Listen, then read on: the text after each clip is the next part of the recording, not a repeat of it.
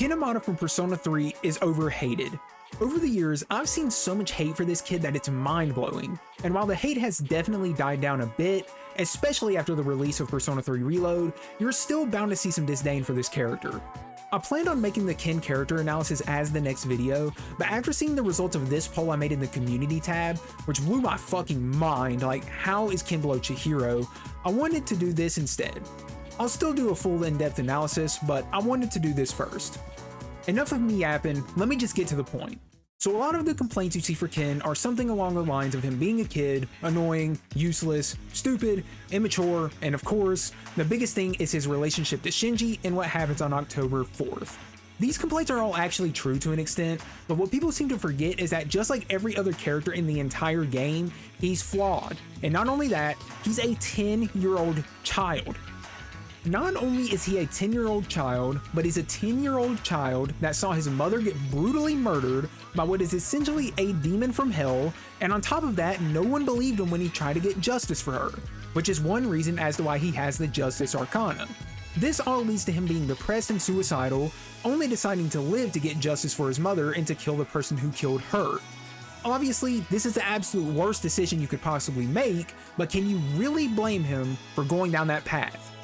He had no positive role model in his life to keep him on the straight and narrow, and the only positive one he had got brutally murdered right in front of him. Since no one would believe his story of his mother being murdered by shadows during the dark hour, in his mind he's the only one that has the means to do what he thinks is the only option he has left. Of course, killing the person who killed his mother is not what she would want, but he's not in the right mental state to understand that, especially since he plans to kill himself after doing it. This is his only way to cope with what happened and keep moving on even a little bit. Since he resolved to go down this dark path, he has more or less given up his youth and childhood, which is why he tries to act more mature or older than he really is. He is immature, he does try too hard to be what he's not, he is kind of annoying sometimes, but that's the point. Every single character has a flaw akin to this that eventually leads to them to realizing their faults and becoming a better person. So why is Ken the main target for most of the hate as far as Persona 3 goes? Well, we all know why. October 4th, but I want to talk about some more things before we get there. Honestly, for how messed up his intentions and past are, I think it's quite interesting how he's not your typical edgy or dark character. I mean, all of this is coming from a polite and kind child, and that makes him pretty unique to me at least, especially in the Persona series, and he's quite strong as a person for it. Not everyone would be able to put up a persona like that to hide themselves. Despite all of the things Ken does to try and be what he isn't, like drinking milk to become taller or more mature or adult-like, trying to hide his interests in more childlike things such as the Featherman series, deep down he's a genuinely great kid. He might have been on a suicidal mission for revenge, but he was a sweet kid to everyone around him and people enjoyed his company. All of his classmates loved him, as shown in the linked episodes introduced in Persona 3 Reload, so when Ken joined S.E.E.S, it's why Akihiko and Mitsuru didn't think too deeply into it, since he was just a good kid. Had Ken never found out about Shinji killing his mother, then it's hard to say for sure what would have happened, but it's safe to say they would have gotten along pretty well, as shown in the Persona 3 movies. In the movies, Ken looks up to Shinji a lot and values their time together, which makes the events of October 4th all the more tragic. Shinji only joined S.E.E.S back because he knew what Ken's true intentions were, and he felt he had an obligation to make things right and understood where Ken was coming from. As soon as he finds out that Shinji was the one responsible for killing his mother, he hesitates on whether or not he should do it. Deep down, he knows it's the wrong thing to do, but since it's been his sole reason to keep on living, he decides to go through with it. Whether Ken would decide to truly kill him or not, the confrontation on October 4th was going to happen regardless. So on October 4th, Ken and Shinji meet up and have that really gut-wrenching conversation, and I'm just going to let a bit of it play out to emphasize some of what I've been saying. Feel free to skip ahead if you don't want to see it. They called it a car accident, but it wasn't. I saw the whole thing. I saw my mom get killed. You murdered her! Since then, not one good thing has happened. Just being alive is torture, and all I get from people is sympathy, no matter where I go. What's the point of living like this? I've even thought about killing myself. But I wouldn't be able to face Mom like that. That's why I vowed to live until I found her killer. You! After this, we know that Takaya shows up and reveals that regardless of what Ken does, Shinji is going to die anyways, and that he planned on killing himself after killing Shinji, and this all leads to Shinji being shot and killed in order to protect Ken, which saved his life in more ways than one. One thing I always found somewhat admirable about Ken in this moment though, is that he lied and told Takaya that he was the navigator of the group in order to protect Fuka. Even in what he believed would be his final moments on Earth, he still made an effort to protect Fuka's identity, since Takaya's main motive of being there in the first place was to find their navigator. This is just another reason I like Ken a lot as a character, even in what is his lowest moment in the game, not narratively, but just as a person. In regards to Shinji's death, this is where most of the hate for Ken comes out because they see Ken as the sole reason Shinji died. While it is true that Ken played a role in having Shinji die sooner than he would have with the drugs he was taking, honestly this was one of the better case scenarios that could have happened.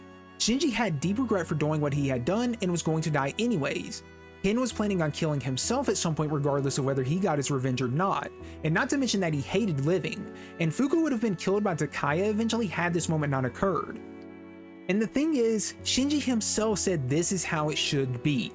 He had absolutely no regrets or hard feelings toward Ken about what happened because he knew everything would be alright in the end. He was pretty happy about how things turned out realistically, and of course no one else would particularly be happy about it, but it saved Ken from becoming a murderer just like he had, which is one of his main goals of meeting Ken in the first place. I think what people don't seem to quite understand is how important this moment actually is. Let's say this is his only major plot relevance, since people want to bring that up a lot. For one, this moment was foreshadowed the entire game. Ken himself might not have been present the entire game, but it was clear that at some point Shinji's past was going to catch up to him. He was able to die happy and finally have a resolution to what he had been killing himself over all this time. Ken was able to learn to live without the sole purpose of revenge and became a better person. Fuka's life was saved and she thought about those close to her more deeply. Akihiko had the biggest moment of his character arc, realizing his strength alone can't solve everything. Everyone had a change inside of themselves during this moment. While Ken's motives were very, very dark and misplaced. Had this not happened, the rest of the game after this point would have ended up very differently. I won't say they couldn't have defeated Nyx or anything like that, but all I'm saying is that a lot of character arcs would have gone unsolved without it, and if Fuka ended up actually dying, then S.E.E.S might have been fucked, cause Mitsuru was not a good enough navigator to fill in that role again. Not to mention their frontline forces would have taken a hit as a result too. Also, if you're going to get on Ken for having no major plot relevance after October 4th, then I want to see you get on Akihiko for it too, because what is the difference between their character arcs after October 4th? Both awakened to the ultimate persona very shortly after October 4th, with Akihiko awakening on the 5th and Ken on the 6th. After that, neither of them have major ties in advancing the main narrative forward. Does this mean that Akihiko is a bad character? No. Does this mean that Ken is a bad character? No, it doesn't. It means they've had their growth as characters and it's time to let the rest of the team have their moments as well. They just so happen to be the first to do it. Now, if you want to critique how quickly they awaken to their new personas, then by all means go ahead, because that's the one critique I personally have about it, but other than that, it's pretty great overall. And the thing is, does it actually matter that he doesn't have major plot relevance after this point anyways? One of the biggest parts of Persona as a franchise is the aspect of bonds and friendship, and regardless of how much Ken, Akihiko, or whoever contribute to the narrative after a certain point, them just being around adds a good and unique dynamic. And not only that, in Reload, they're still given their moments to shine in the linked episodes. Ken himself has 3 linked episodes after October 4th that are all about him learning to live for a better purpose and trying to make up for what he had been doing wrong all this time. For his sake, Shinji's sake, his mother's sake, and everyone's sake. Honest to God, in my opinion, I think if any character was improved by these linked episodes more than anyone, it's Ken 100%, because a lot of the complaints I feel people had for him got touched on via this, which is amazing. And besides just the linked episodes, I feel it's clear he's grown and changed beyond October 4th as well. In the answer section of the narrative, he's one of the most logical and seriously mature characters in the argument regarding the keys. And in the movie adaptation near the end, he says one of the most heartfelt and touching lines of the entirety of Persona 3 for me. He actually transforms himself into what he wanted to be without needing to put a mask on for it. And that makes him a pretty great character if you ask me. これからのために生きろか。厳しいな、新垣さんは。生きるのって死ぬほど大変なんですから。 At the end of the day, you don't have to like Ken as a character even after all I've said, but my point still stands that he is certainly overhated, and I think people gotta lighten up on little bro. He went through a lot for a 10-year-old kid. Ken had a great character arc that embodies the spirit of Persona 3 superbly, played a role in what is undoubtedly one of the most important dates of the game that impacted everyone, and is a genuine and great person through and through. And for that, I think he deserves way more respect than he's given in the Persona community. That's gonna be it for me for this video though, homies. What do you think about Ken in Persona 3? Did this video change your views at all? I'd love to hear your thoughts, so please drop some comments. I tend to read and respond to all of them. If you enjoyed this video, I'd appreciate it if you liked and subscribed. I'll even give you a virtual cookie. Bam! Here you go. With that said, it's been your boy Yandere Gogeta, and I will see you in the next video.